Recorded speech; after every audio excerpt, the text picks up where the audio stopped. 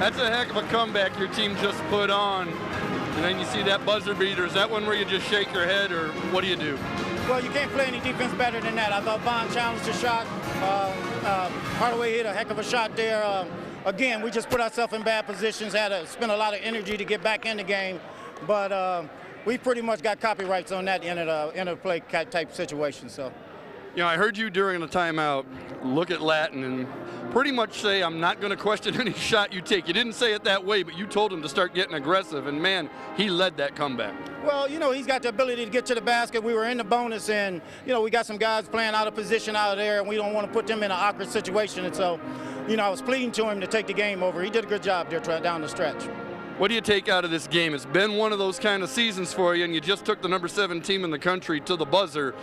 There's something to build on, but at the same time, I even heard some of your players say it, man, this is the story of our season. Well, you know, it shows that, you know, we're not a very good team because we're good enough to beat anybody, but also bad enough to lose to anybody. So we're just struggling right now. Our lack of depth just really kills us.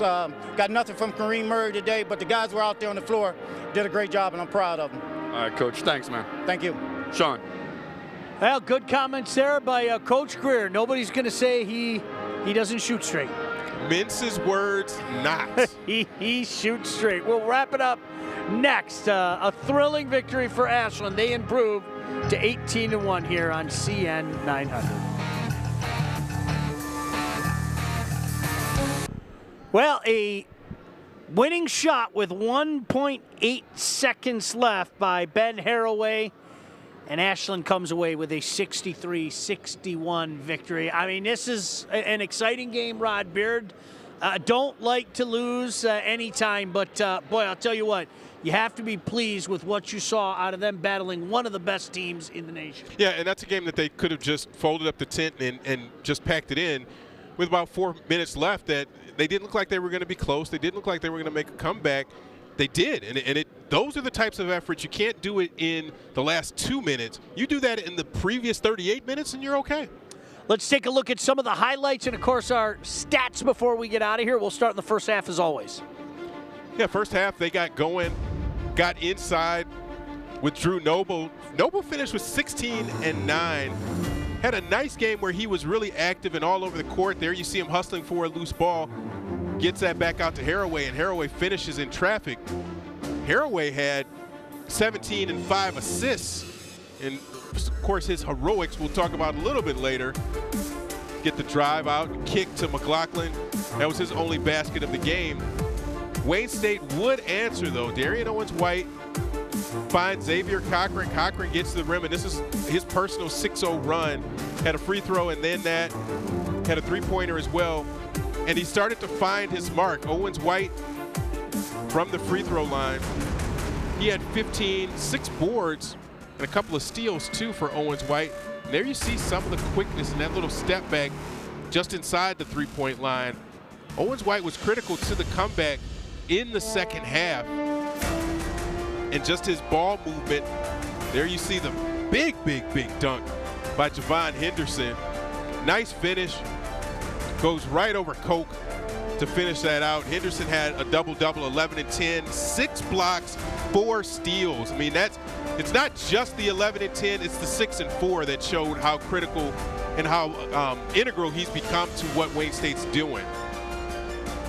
Then you're going to get Noble again on the inside.